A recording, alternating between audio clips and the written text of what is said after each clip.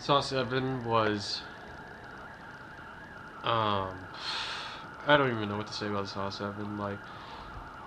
Um if you like the Saw series, I guess you'll like it. But as a finale to this series, I don't really know. I don't really know if they were trying to end the series or they were trying to continue on the series. Like, see, franchises do this all the time. Like, Friday the 13th was supposed to end by the fourth one, if you can believe that. I mean, the fourth one's called the final chapter, so the fact that they made it up to, like, I think 12 or 11, that's kind of amazing. But Saw 7 or Saw 3D, it I it's not as climactic as the finale as you think it'd be, because like the story in the sixth one, like I kind of have some knowledge on the sixth one. The sixth one was like about Hoffman and his he's trying to establish himself as Jigsaw, but then there's something about Jill Tuck, who I don't really remember, but in this one it's Hoffman versus Jill Tuck. Like, Hoffman survived Jill Tuck's attempt to kill him, which was kind of cool actually, and so Hoffman's trying to get back at Jill, and so Jill, to protect herself, enlists like the help of the police. And that should have been the main story, but the other story happening is Sean Patrick Flannery, who, if you remember, plays that fucking stupid brother in the Boondock Saints, and Boondock Saints 2. I'm sorry, I really hate the Boondock Saints. And Sean Patrick Flannery, like, I don't really hate him as an actor. Like, I liked him in the Young Indiana Jones movies and or TV show, whatever you call it, and he's okay in here. Like the character you'd expect him to be would be like this really douchebaggish character, but he presents himself as a really likable character, actually. Like his story is that he's a person who claimed to be a Jigsaw victim, but in real life he faked the story to gain fame.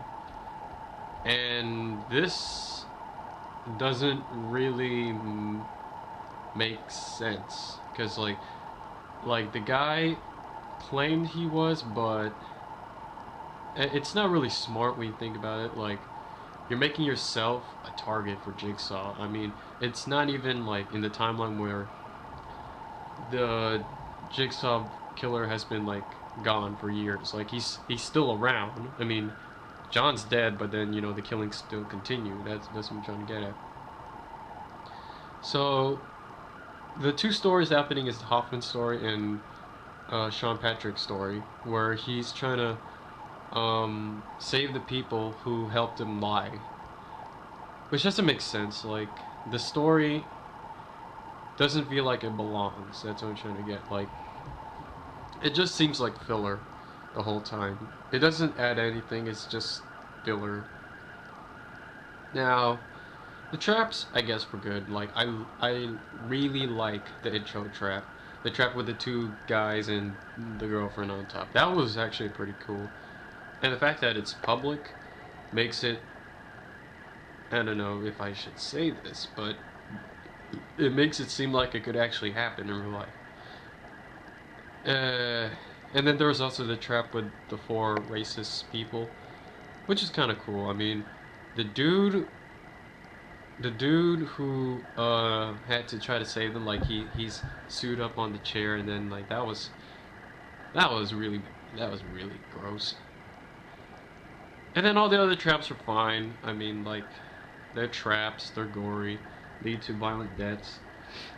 Admittedly, some of them aren't as violent as the past movies, but it works. Yeah. Um. Okay, let me just skip to the part that everyone is talking about in this film. There's a part in this film, like the very first part, a very first scene, where you see Dr. Gordon right at the end of Saw. one. And it shows him just walking along. He's lost a lot of blood, and really, like, a lot of fans thought he would have made it some distance, but judging from how much blood he lost, like, it's kind of obvious that he would have died, like, right even before he made it outside of the hall. And,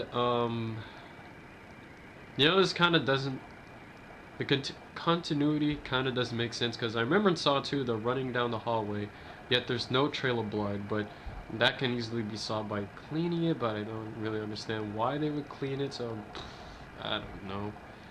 Anyways, that's besides the point. So Dr. Gordon goes to a pipe. He closes his wound by, like, putting his, like, stump of a leg on the pipe, which is hot, and it seals the wound.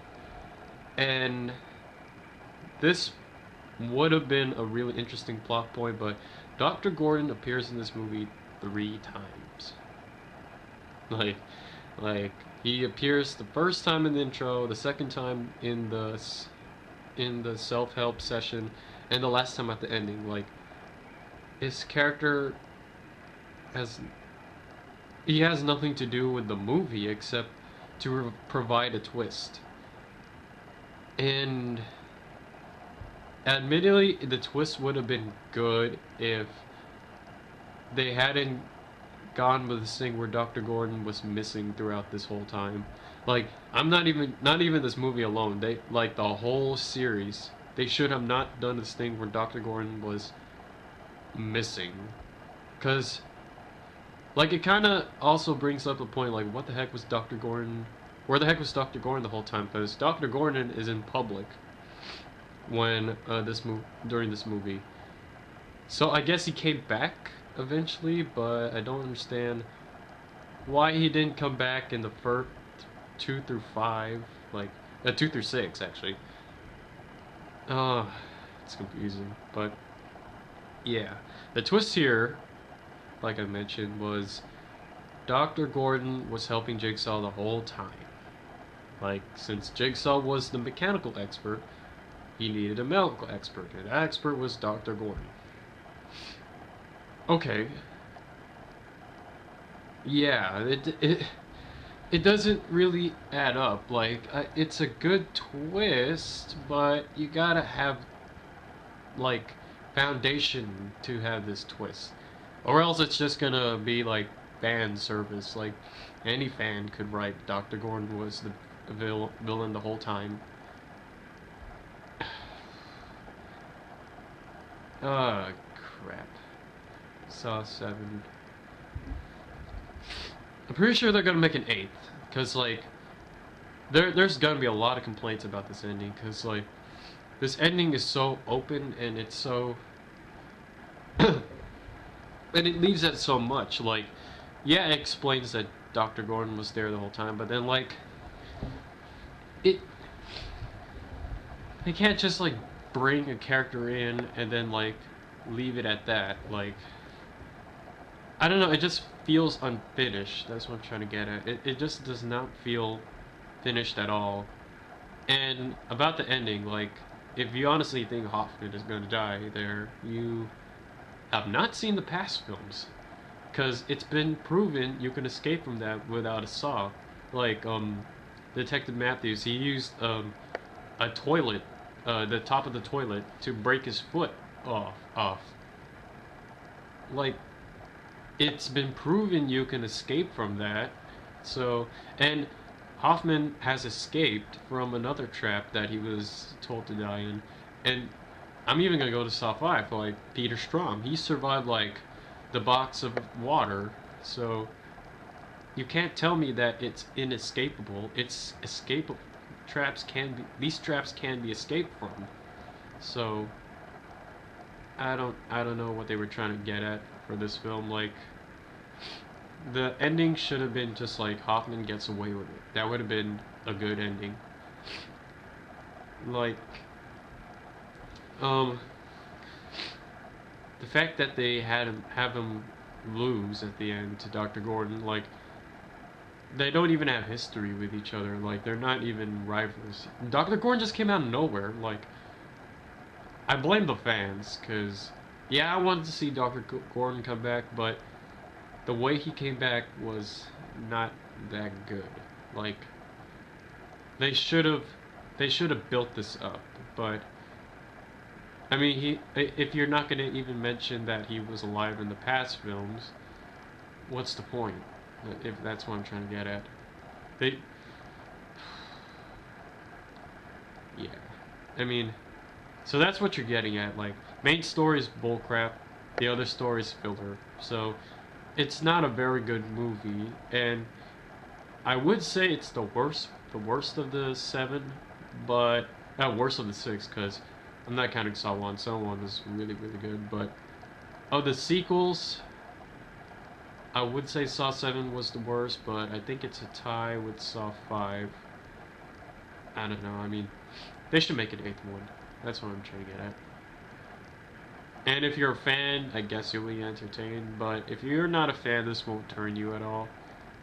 Oh no, I'm even gonna say if you are a fan, this might this isn't really exactly the finale that a fan would look for. So what I'm saying is, as a movie, it's bad, and as a finale, it's bad. So it's just bad. But